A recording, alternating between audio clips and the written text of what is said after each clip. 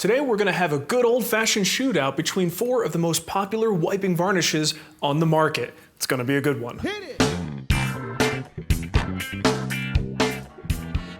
The 4 finishes are Minwax Wipe-On Poly, General Finishes Armor Seal, Waterlox Sealer, and Waterlox Gloss Top Coat. Now, in case you're not familiar, a wiping varnish is really nothing more than a full-strength varnish that's been pre-diluted for us so that it's easy to wipe on with a rag. You don't need to use a brush, even though you could if you wanted to. It's a very beginner-friendly finish, easy to apply, lots of working time, and it's super forgiving. And the cool thing is you could apply as many coats as you want to get the kind of look that you want. So the finish is very versatile, and I could see why these things are so popular. But if you do a little digging, you're going to find people having almost religious-level debates about which one of these finishes is best and why they like it the most, or why one finish is a waste of money and the other one is a much better value. So I wanted to really cut through some of that today and show you various examples with some test boards, how these finishes behave, what they look like, and let you judge for yourself. I'm actually not here to pick a winner this time. There is no winner. I think all of these finishes are fantastic and they each have their place. I just want to give you some information so that you can make a buying decision. All right, so first we need test boards, and my plan was to take some simple plywood boards. I have walnut and birch because I really just wanted to have a light and dark representation. And each board is going to be treated exactly the same way, finished exactly the same way with the same number of coats so that everything is equal when we go into our torture tests, which should be pretty cool. All right, so here's how it went down. Each board was sanded to 220 grit. Pencil marks on the surface help me gauge my sanding progress. From there, each finish was poured into a secondary container and applied using a sponge brush. I chose the sponge brush because it allows me to build a finish faster. Even though these are wipe-on finishes, there is no reason that you can't apply them with a brush. I let the boards dry overnight, and then lightly sanded the surface with 320 grit. Coat number 2 was then applied in the same manner as coat number 1. A total of 4 coats are applied using this methodology. Now that the finish is applied, we can make some observations about working time and absorption. First of all of these finishes are easy to apply. Because they're pre-thinned, spreading them on the surface is a pure pleasure. Depending on the temperature and humidity, your actual working time will vary. In my shop, all of these finishes gave me about 10 minutes of working time before I felt the brush start to drag on the surface. But both Minwax and Armor Seal began to tack up a little bit faster than the Waterlox products. Absorption is not only a product of the finish but also the wood. For instance, the birch panels are way more thirsty than the walnut, as evidenced by these dry spots that develop almost immediately after applying the finish. But when comparing these finishes, it's pretty clear that the Waterlox products are absorbing deeper, especially Waterlox Sealer. In fact, the only reason that I applied 4 coats was because after 3 coats the Waterlox Sealer still had some inconsistencies in the surface. The rest of the finishes looked nice after only 3 coats. Deep absorption may initially sound like a good thing, and it could be, depending on your perspective. It means you'll need more finish to cover the same area. It also means that if you're using a wood that's prone to blotching, there's a good chance you'll see more blotching with a deep absorbing finish. Now, even though most oil-based varnishes dry to the touch within a 24-hour period, they take a lot longer to cure completely, and it's that curing process that makes them as strong as they could possibly be. So I intended to give them a couple of weeks, but I got very busy and a couple of weeks turned into a couple of months. So these things are well cured at this point, which is perfect for the testing that we're going to do. But before we get to that stuff, let's make a few observations, what we can see now that these boards are aged, and we can kind of evaluate the quality of the finish. When it comes to color and grain enhancement, there's very little difference between the walnut boards. If anything, it looks like the Minwax board is the lightest in color, but only by a slight margin. Let's look at the birch boards because that's where we're going to see some serious differences. Both the Minwax and the Armor Seal bring less color to the wood than the Waterlox products. Because of their darker amber color and deeper absorption, the Waterlox products also show a lot more blotching. Minwax Wipe-On Poly shows a little less and Armor Seal shows no blotching at all. Now let's look at clarity. I'll judge the clarity using the walnut boards and the reflection from an LED light on the ceiling. Waterlox Sealer is meant to be a medium sheen product, so I don't expect much in the way of clarity, and the reflection is fuzzy. Minwax shows some decent clarity, but I can't make out the individual strips like I can on the Armor Seal and the Waterlox top coat boards. But without a doubt, Armor Seal provides the clearest reflection and visual clarity. I'm not even 100% sure how important that result is, but my gut says that a finish that's capable of reflecting an image clearly is one that is also good at highlighting the grain beneath it. Now we'll look at build quality by inspecting the grain and pores. The less open grain we see, the better the finish is at building a film. Minwax did a decent job, but there's still some significant open grain. Armor Seal looks nearly filled. In fact, with a light sanding and one more coat, the surface might appear glass smooth. Waterlock Sealer doesn't have much pore filling at all and definitely has more of a natural look to it, and because it's not super glossy, this effect is really pleasant. Waterlock's top coat looks to be comparable to Armor Seal, but because it's not quite as glossy, the open pores don't appear as offensive to the eyes. Just like Armor Seal, a sanding and one more coat would likely result in a glass smooth surface. Now, even though my goal is for you to look at these finishes and make a choice based on what you see, the reality is I've got these right in front of me, and the video is pretty good for showing you some things, but it's not quite as good as having the stuff right there in front of you. So I'm going to give you my perfectly biased opinions about which finishes look the best to my eye. Okay, so right out of the can, I would say the Waterlock Sealer product looks the best, but it's kind of unfair because this is a medium sheen product, and I don't really like high shine glossy finishes. Even if I use one of these glossy finishes, I'll abrade the surface and knock it down to a semi-gloss or a satin because I just prefer that look. So it's a little bit unfair, but if we're just judging right out of the can, Waterlock Sealer, no doubt about it, would be the one that I would pick. Now, the other three gloss products are much more comparable and it's a little more fair to compare them. What I'm looking for in a gloss product is clarity. And the interesting thing is, I've never finished things at the same time with these three finishes. Usually I'll use them in isolation. I'm finishing a product, I'll grab this can, use this product, and move on. But it's when you can compare these things together side by side that suddenly we start to see a difference. It reminds me of buying a television, right? They all look great once you get into your house, but in the store, side by side, you could see these little differences. So the Minwax product, which is something that I've used quite a bit in the past, actually does have that sort of plasticky look, which is its primary criticism from people who favor things like Waterlocks and Armor Seal. It has a haziness to it that's a little bit difficult to describe. If it were alone, I might not even notice it, but next to the other two products, Armor Seal and the Waterlock's top coat, it just lacks clarity. And between these two, I would have to say the Armor Seal has the leg up. There's just a little bit more clarity to it. It looks like there's a sheet of glass on the surface as opposed to a sheet of plastic or plexiglass, right? So the Waterlock's top coat is still pretty good. It's got quite a bit of clarity, certainly better than the Minwax, but Armor Seal I think is probably your best bet if you're looking for a true gloss, clear finish from an oil-based varnish product. So now we could look at the lighter colored birch boards. And you gotta wonder, do my opinions that were established on the darker wood, does it hold true on the lighter one too?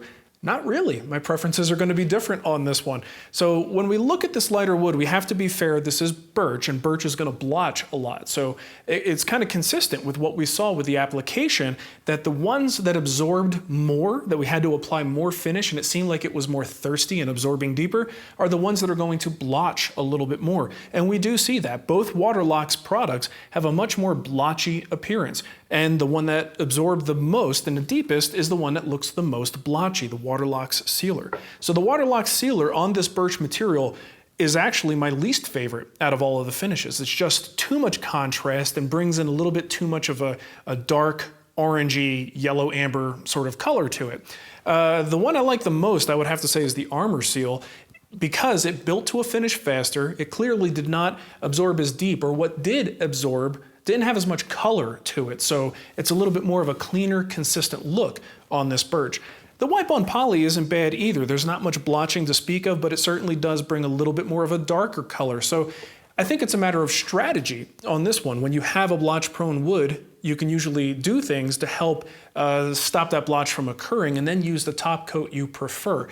So in this case, if I wanted a top coat that wasn't going to blotch, I would definitely go with the Armor Seal. But maybe I want that. Maybe I like that look, or I'm using a figured maple or something where you actually want to make the grain pop. Well, maybe the Waterlock Sealer is going to be your best choice there because it's going to give you a little bit more of an intense contrast.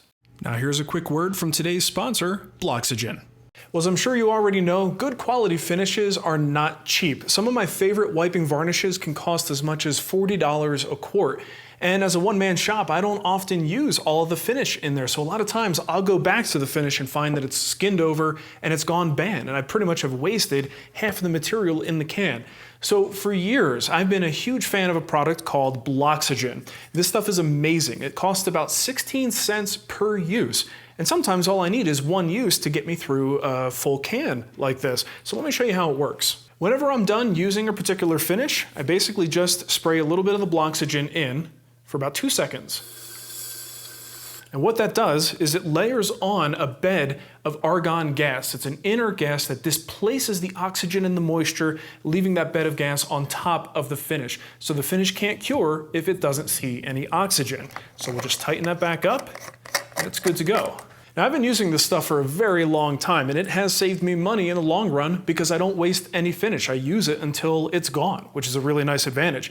Bloxygen has some of these samples that show you just how well it works. Check this out. In this vial, we've got a finish that has obviously cured. It's pretty much solid in there. So they just poured it into this vial, capped it up, and the oxygen has caused it to cure up. And unfortunately, we have all seen this before. Now this is one that was sealed up with Bloxygen. It displaced the oxygen in the vial, they capped it up, and this was done about 3 years ago. So you can see how the finish is still very much viable. There is no skin on there whatsoever, and this would be perfectly good to use. Now, my primary use for Bloxygen is oil-based finishes, oil varnish blends or wiping varnishes, things like that. But this is also good for products that might be damaged by moisture, right? Basically, the argon is heavier than the oxygen and the moisture, puts that bed of protective gas on top of whatever the finish or material is, and just keeps it safe and makes it last longer. So, highly recommend the product, bloxygen.com. You gotta check this stuff out. Well, now for the fun part. Let's torture some poor innocent plywood. The first test was heat. I picked a mug with a flat bottom and filled it with 180-degree water, hotter than most of us drink our coffee or tea. Unfortunately, no matter what I did, I couldn't get any negative results from this test on any of the boards, so I upped the ante and tried a hot pan of boiling water. Still nothing. Finally, I decided to do a killer combo of heat and moisture with the pizza box test, but instead of pizza, I'm using a moist washcloth with a clothes iron on top. I left this setup in place for 15 minutes. We'll see if it yields any results. The next test was cold. A nice cold glass of water was placed on the boards with no coaster! Once the water was up to temperature, the glass was removed and any water on the surface was just left there. Next was the spill test. I want to know if water can penetrate the finish and get into the wood, but also if colored liquids can stain the finish. To contain the liquid, I used some of my kids' Play-Doh to create a dam. Using water with food coloring, I simulate a spill by pouring a tablespoon of liquid inside the ring. And now they'll sit overnight. The next day, the remaining liquid was soaked up and the Play-Doh removed.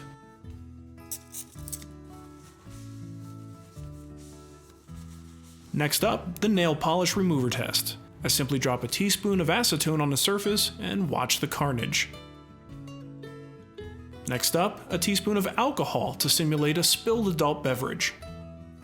Now we'll do a crosshatch adhesion test. Using a razor, I make a crosshatch pattern that cuts through the layers of finish.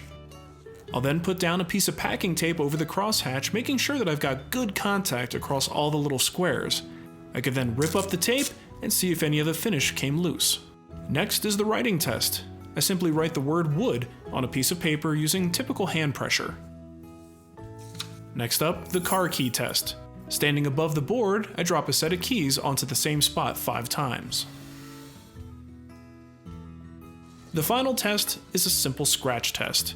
I started with a mug, dragging it across the surface, but all the boards showed 0 damage, so I moved up to a brick. I simply pull the brick across the board 5 times, letting the weight of the brick do its damage. Well, all the tests are done, so let's have a look at the results. For the pizza box test, the only board to show any effects was the waterlock sealer. There's no major damage, but the moisture did seem to agitate a small set of scratches. Not sure where they came from, but the moisture caused them to swell and become noticeable. The cold glass test proved to be no match for these modern wipe-on varnishes. No effect at all. The acetone test was a bit more interesting. Acetone is nasty stuff, so I expected some serious damage. Minwax Wipe on Poly definitely didn't enjoy the treatment. The finish split and became flaky. Armor Seal fared quite well and showed only the slightest amount of tackiness at the exposure site. Waterlock Sealer has some damage in areas where the finish is pretty gummy, though it doesn't appear all that bad visually. And Waterlock's top coat has the worst reaction of all, with the finish pretty much destroyed. The alcohol test only seemed to affect the Waterlock's finishes. Waterlock Sealer had some tackiness, as did the Waterlock's top coat, but the top coat had a few spots where the alcohol seemed to pull while drying, and those areas became particularly gummy. The crosshatch adhesion test was pretty uneventful on all samples, no finish came up at all. The car key test was pretty brutal. Maybe I should have held the keys a little bit closer. In each sample, the dents go through the finish and into the plywood. For the writing test, they all failed, as you can clearly see the word wood on each board. But the one that fared the best seems to be Waterlock's top coat. The one that fared the worst is the Waterlock Sealer. For the water dye test, Minwax showed no water penetration, but it did take up a slight amount of dye color. Armor Seal showed no water penetration, but has pretty obvious dye staining. Waterlock Sealer showed slight water penetration as evidenced by some raised grain, and also has a fairly obvious dye stain. Waterlock's top coat fared the best with no water penetration and almost no staining at all. For the scratch test, Minwax did pretty well with obvious scratches, but they didn't feel very deep. A light buffing would most likely remove them. Armor Seal fared the best with only one noticeable scratch that's just on the surface. Waterlock Sealer did the worst with numerous deep scratches, and Waterlock's top coat fared slightly better with plenty of scratches, but they didn't feel quite as deep as the scratches in the Waterlock Sealer. Now, two other things you should probably consider are pricing and availability. So of course, Minwax is a product that's going to be available in just about any hardware store and also online, and it is 75 cents an ounce. The other three, you could pretty much only get them online or at a woodworking retailer. General Finishes Armor Seal is 56 cents an ounce, Waterlock Sealer is $1 an ounce, and the Waterlock's top coat, $1.16 per ounce. So now that we've beat the crap out of these boards, there's one final test we can do, and that has to do with repairability. So I'm going to abrade the surface, clean it up a little bit, and apply one final coat of finish. And we're going to see what it looks like afterwards. Were we able to hide some of these flaws, or do they actually stand out? All right, let's get to it. Each board was sanded thoroughly with 320 grit. The dust was removed, and then one final coat of finish was applied. Now let's look at the results. The Minwax Wipe on Poly looks almost flawless. The only spots we see are the crosshatch test cuts and the car key test, and those are obvious on all of our sample boards, so we won't mention those again. The Armor Seal looks as good, if not slightly better than the Minwax. With Waterlock Sealer, I can feel and see a little residual staining and marks from the acetone treatment, and I could still make out the word wood from the writing test. For the Waterlock's top coat, the acetone damage was still very noticeable, but everything else looked pretty good. In all cases, the brick scratches and the dye color were completely repaired. So what's the take-home message here? Well, these finishes are all pretty good. The cool thing is, regardless of which one you purchase, I don't think you're really going to be totally disappointed in its performance, but you might have reasons to go with one or the other. And hopefully we've given you enough information here that you can make those decisions when a time comes to pick a finish for your project. Now, remember, none of these tests are what I would consider really scientific. These were just things I was trying to do as like quick, practical, real-world tests. And what they showed us is that most of this stuff, the finish is going to be perfectly fine and easily repairable. So, ultimately, it's sort of a wash in a way. But again, I don't want to pick a winner here. I want you to look at the results and see which finish you think is best for your particular situation. And it might be more than one finish, depending on what you're building. All right, thanks for watching. We'll catch you next time.